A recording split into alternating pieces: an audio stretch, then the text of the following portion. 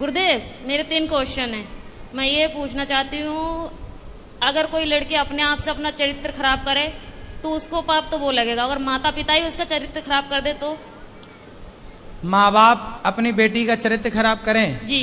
तो माँ बाप कैसे खराब कर सकते हैं? हमारे साथ में ऐसा हुआ गुरुदेव। कैसे? क्योंकि पहले जब हमारा विवाह हुआ तो उस समय मैं 10-11 साल की थी।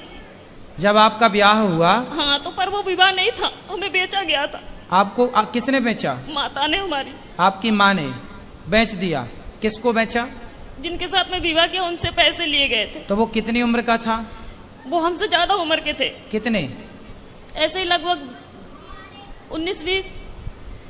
वो 19 साल का था जी। और आप उस समय कितने साल की थी? ऐसे ही 10-11 साल की जो पहला पीरियड होता है वो मेरी शादी के बाद ही आई।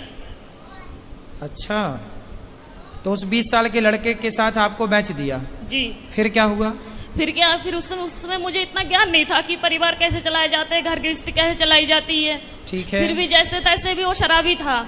हर रोज मारता था, कूटता था। इतना भी है कि जहाँ तक कि आदमियों को भी घर पे लेके आता था, शराब पिलाता था, मीट बनाता था, मच्छी बनाता था, उन्हें खिलाता था। रात के 11 बजे 12 बजे यहाँ से जाना, और पूरा गांव एक गंगवार का और एक सरदार पूरी रात घर पे रहेगा तो हर कोई उंगली तो मुझ पे ही उठाएगी ना। फिर कितने साल चला ये सब कुछ? 9 साल। फिर वहां पे एक बेटा हुआ, एक बेटी भी हुई। आपकी बेटी उस समय जब बेटा हुआ तब आपकी उम्र क्या थी? ऐसे लगभग 16-17 साल की थी। आप 16 साल की थी तब आपको बेटा हो गया? जी।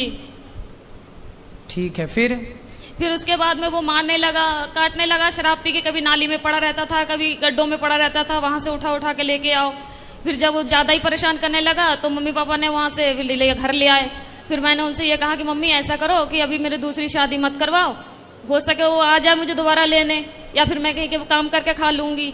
तो बोला नहीं, तेरे साथ में बच्चा है, अगर बच्चा नहीं है, तेरे साथ में बच्चा नहीं होती तो कोई बात नहीं है, दुनिया तुझ पे ये कहेगी, अच्छी भी रहेगी तब भी दुनिया तुझ पे उंगली उठाएगी। फिर उन्होंने मुझे दूसरा जगह करवाया। दूसरी शादी कर दी? जी। वहां से भी पैसे लिए गए।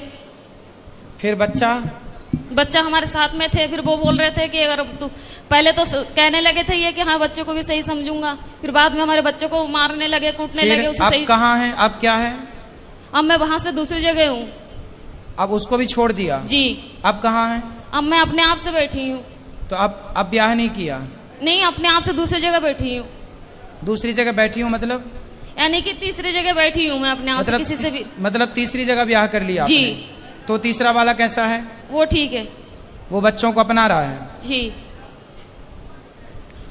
तो अब हमसे क्या पूछना चाहती हो?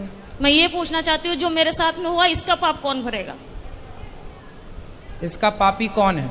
जी। और दूसरी बात ये है कि जब हमारे बाबा को जब समय पूरा होने लगा था तो वो अस्पताल में एडमिट थे, तो उन्होंने मुझसे ये कहा था कि संगीता, कोई भी तुझे तेरी माँ को रोटी नहीं देगी, तू ही देना। तो ठीक है, मैंने वो वचन दिया उन्हें कि ठीक है, मैं ही मम्मी को संभालूंगी। अब वो घर में इतनी दुखी करने लगी है कि हद से ज्यादा मेरे पूजा पाठ से। कौन दुखी करने लगा? मम्मी। आपकी माँ? हाँ, मेरे पास में रहती है। पूजा पाठ कुछ भी करो, हमेशा तंग करते। माला जपने जाती हूँ तो अंदर जाके फोन लगा लेगी, बात करने लगेगी और कहती है तू पूजा पाठ कर रही है, तुझे क्या मिल रहा है, ऐसे भगवान को मैं लात मारूं। तो अभी आप तीसरे के साथ खुश हैं? जी। तो फिर अब तो खुश है ना? जी। तो अब क्या दिक्कत है? अब दिक्कत यह है, जो मेरा तीसरा वाला पति है वो बात बात पे मुझसे झूठ बोलता है। अच्छा, क्या झूठ बोलता है? यही, कोई भी बात हो मैं इनसे ये बोलती हूँ कि जो भी बात हो सच बोलो करो, पर यह है कि जो भी बात करते ऐसा है कि इनकी दूसरी पत्नी भी है। अच्छा। हाँ। तो तीसरा वाला जो पति है उसकी ऑलरेडी पहली पत्नी है? जी। आप उसकी दूसरी पत्नी हो? जी। अच्छा। तो आपने ऐसे से क्यों ब्याह कर लिया जिसकी ऑलरेडी थी? उन्होंने मुझे कुछ बताया नहीं थे पहले। मतलब तीसरे वाले ने भी आपको धोखे में रखा? पहले बताया नहीं थे कुछ भी। तो अब तो रखता है ना प्रेम से? हाँ, अब रखते हैं प्रेम से।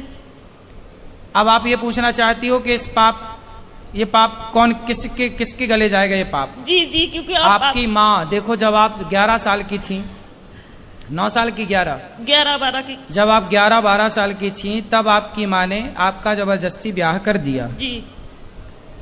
तो आपको ऐसा क्यों लगता है कि उस माँ ने बेचा? हो सकता है उस माँ ने ब्याह ही कर दिया हो आपका। नहीं गुरुदेव, वो घर वाले बोलते थे कि तेरे माँ ने 5,000 रुपए लिए कि 10,000 रुपए लिए, यदि उन्होंने पैसे लिए कि हैं, तुझे डंगर की तरह हमने खरीद यदि के उन्होंने लेकर। बेचा है तो फिर माँ पापी है आपकी। यदि नहीं बेची, आपका विवाह किया है, तो माँ पापी नहीं है। और केवल गुरुदेव माँ मेरे- इस बात की पापी है कि आपको जबरदस्ती इतने बड़े लड़के से आपका ब्याह कर दिया। देखो, विवाह ऐसे नहीं होता, 1-2 साल का ही बड़ा छोटा चलता है, डबल नहीं चलता कि लड़की 10 साल की है और लड़का 20 साल का है, ये नहीं चलता। यदि कोई भी माँ बाप अपनी बेटी के लिए उससे डबल उम्र का लड़का चुनते हैं तो वो माँ बाप पाप के भागीदार हैं, क्योंकि उस समय बच्ची तो निर्णय नहीं ले रही है, माता पिता डिसीजन ले रहे हैं। तो लड़की के लिए वर कैसा होना चाहिए? लड़की 10 साल, लड़की 20 साल की है तो लड़का 22 साल का हो, 25 साल का हो, बस ज्यादा उम्र वाला ना हो, ये न्याय है। यदि लड़की 20 साल की और तुम लड़का 40 साल का ले आओ तो ये तो बेटी के साथ अन्याय हुआ, और वो अन्याय का भागीदार कौन है? उसके माता पिता, क्योंकि वो लेकर आए हैं। और केवल गुरुदेव मेरे साथ में ये हादसा नहीं हुई है, मेरे सभी बहनों के साथ में ऐसा किया गया। तो आपकी माँ कहाँ है? मेरे पास में ही रहती है, इस समय दूसरे जीजा के पास में है। तो वो कैसी माँ है? निर्दयी है? मैं ये पूछना चाहती हूँ कि अब मैं करूँ क्या? पापा को भी यही वचन दिए मैंने कि मैं रखूंगी, और वो घर में इतनी दुखी कर रही है कि मेरा खाना पीना हराम तो है। माँ को भेजो क्यों, ऐसी माँ को जो आपको बेच रही है, जो आपके साथ गलत काम कर रही है। ऐसे लोग दया के पात्र नहीं है। यदि पहले ये कन्फर्म करो कि माँ, हो सकता माँ सही हो, उनने गलत खुद- है, माँ- गलत है तो आप उनको खाना पीना देना आपका कर्तव्य भी है। बूढ़ी अम्मा कहाँ जाएगी? इंसानियत तो कहती है कि आप उनको खाना पीना दो, लेकिन वो दया का पात्र नहीं है। जब धृतराष्ट्र के 100 बेटे मारे गए, तब भीम भैया धृतराष्ट्र को रोटियां ऐसे कुत्तों की तरह देते, बुढ़े खा ला।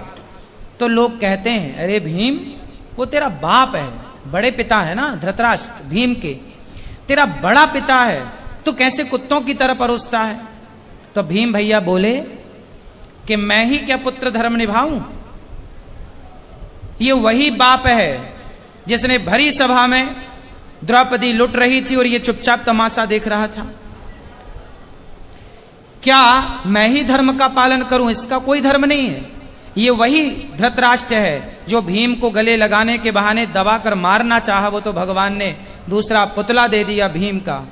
कुल मिलाकर के ये धृतराष्ट्र इस दया का योग्य नहीं है, दया का पात्र नहीं है। कुछ लोग दया के पात्र होते हैं, कुछ लोग दया के योग्य भी नहीं होते। फिर भी आप दया करके रोटी तो दो, सेवा तो कर लो। अब जो किया उसने वो पाप भोगेगी। आप क्यों पाप मोल लो? आप सेवा ना करके पाप क्यों मोल पर लो? गुरुदेव, आपके आश्रित है तो सेवा करना। घर में कलेश ये करती है ना कि जब मैं माला लेके बैठूं तो उसी कमरे में चली जाएगी, फोन लगा के बात करने लगेगी। हाँ, तो उसको फोन लेके हटाओ। किससे बात करना बुढ़ापे में उसको? बहनों से कुछ नहीं तो हर तो रोज- मोबाइल लेके रख लो, बोले मोबाइल वोबाइल नहीं मिलेगा, फिर लड़ाई हो जाती है घर में, कलेश करने लगती है वो। तो फिर आप जानो और आपकी माँ जाने, मैं क्या करूं बताओ? क्या करूं मैं बताओ? आप मुझे कुछ बताइए ना कि मैं क्या मैं तो करूं बता इस रहा हूं, समय से? मोबाइल लेके बंद कर दो, रख दो, और क्या कर सकती हो फिर घर बताओ? में कलेश होते हैं, पूरे मोहल्ले वाले तमाशा देखते हैं। तो फिर क्या करें हम? बताओ, हमें बताओ, हम क्या करें? क्या उत्तर दें आपके प्रश्न का? हम बताओ क्या करें? हम ये तो नहीं कह सकते कि आप निकाल बाहर करो। मेरा इच्छा तो यही है गुरुदेव, चाहे भले ही आप हमें गलत समझे। हाँ तो ठीक है, आपका मन है तो आप देख लो, जो आपका मन है वो करो, जो आपका मन है वो आप कर सकते हैं, स्वतंत्र हैं आप। यदि वो अपराधी हैं तो बिल्कुल आपको साथ में नहीं रखना चाहिए।